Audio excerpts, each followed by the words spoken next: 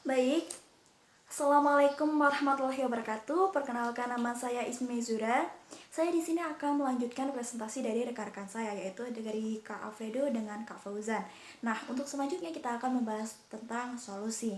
Nah, dalam kasus ini peran kita sebagai konselor sangat-sangat dibutuhkan. Klien utama kita adalah anak-anak yang menjadi korban. Tidak hanya anak-anak yang menjadi korban, klien kita juga termasuk kepada orang tua anak yang menjadi korban. Konselor memiliki fungsi yang fundamental dalam proses konseling, baik dari segi upaya preventif maupun upaya penyembuhan. Untuk memudahkan pemberdayaan klien dalam kasus ini bisa menggunakan metode konseling krisis atau segera, yaitu konseling yang harus dilaksanakan tanpa ditunda, karena jika terjadi penundaan maka dikhawatirkan akan terjadi hal-hal yang membahayakan bagi klien. Bisa juga menggunakan metode fasilitatif, yaitu konseling yang memberikan konseling dalam bentuk pendampingan yang berproses menuju perubahan. Adapun metode-metode yang kita terapkan, tetap kita mengembalikan kepada klien, karena salah satu prinsip dari konseling adalah keputusan berada di tangan klien, atau biasa kita sebut dengan self-determination. Nah, tujuan dari konseling ini, terutama dalam kasus kejahatan seksual pada anak, adalah untuk mereduksi traumatik. Nah, yang mempengaruhi, maksudnya untuk mereduksi traumatik yang mempengaruhi psikis mereka.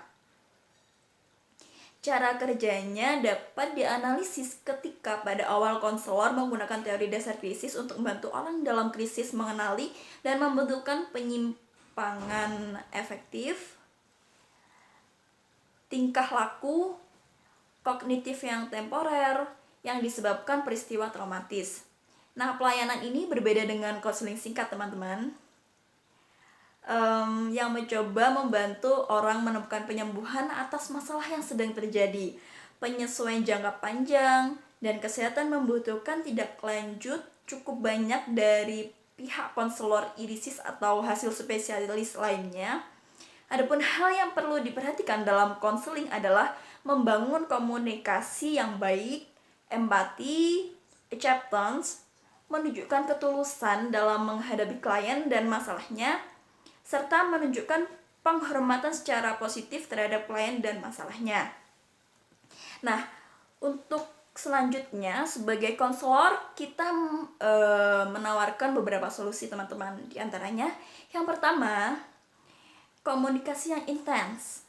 Sering-seringlah menjalin komunikasi terhadap anak, seperti menanyakan sekolah bagaimana, berteman dengan siapa, dan memberikan perhatian lebih dengan bertukar pikiran kepada anak, sehingga anak akan merasa dekat dan selalu diperhatikan oleh orang tuanya.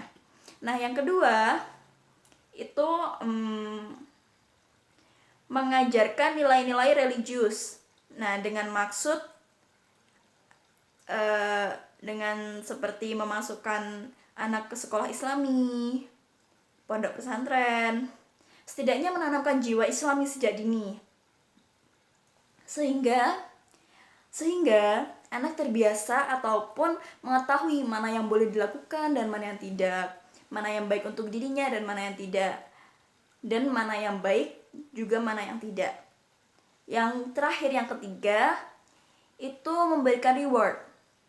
Cara ini mengajarkan anak tentang menghargai setiap proses yang ia lakukan, sehingga akan meningkatkan emosional anak dan bersemangat untuk mencapai apa yang ia cita-citakan.